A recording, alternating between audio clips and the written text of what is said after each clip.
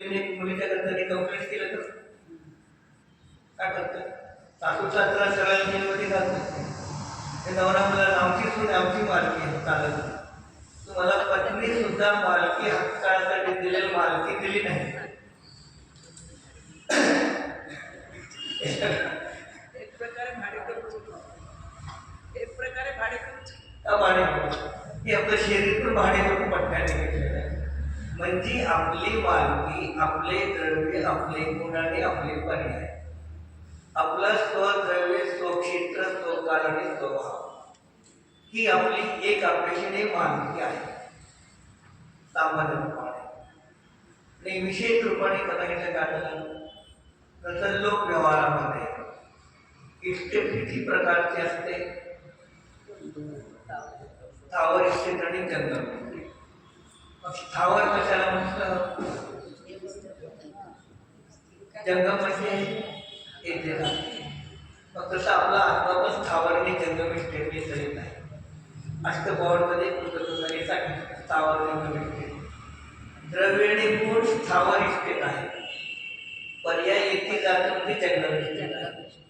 मग आपला आत्मा पण तसं लौकिक व्यवहारामध्ये तसं मग आपल्यामध्ये स्थावर म्हणजे द्रव्य आणि गुण शाश्वत आहे, पण त्यापैकी स्थावर इष्टेप आहे. आणि पर्याय येते जाते, शाश्वत राहत नाही.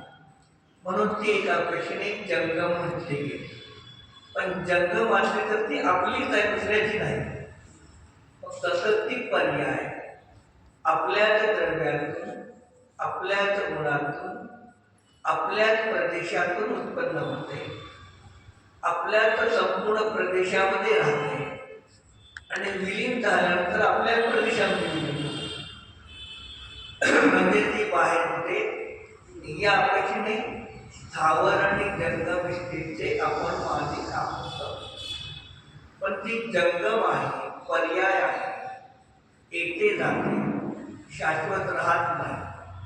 म्हणून त्याला निश्चय सम्यक दर्शनाच्या प्राप्तीसाठी, अनुभव करण्यासाठी, पर्यायामध्ये सम्यक आनंद प्राप्त करण्यासाठी ती उपयोगी नाही.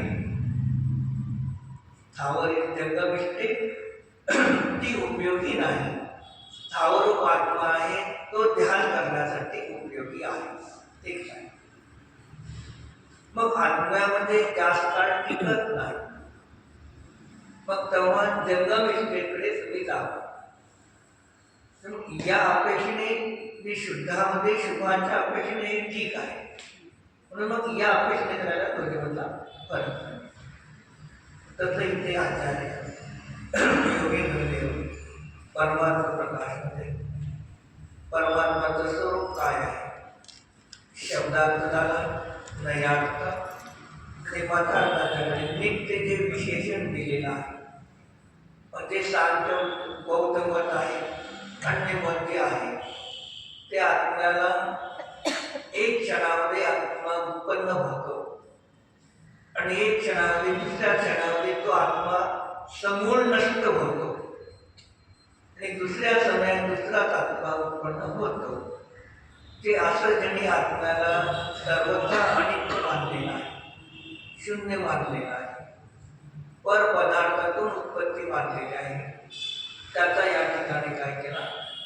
खंडन केलं. नित्याच्या अपेक्षेने पुढे दिलं. आणि काही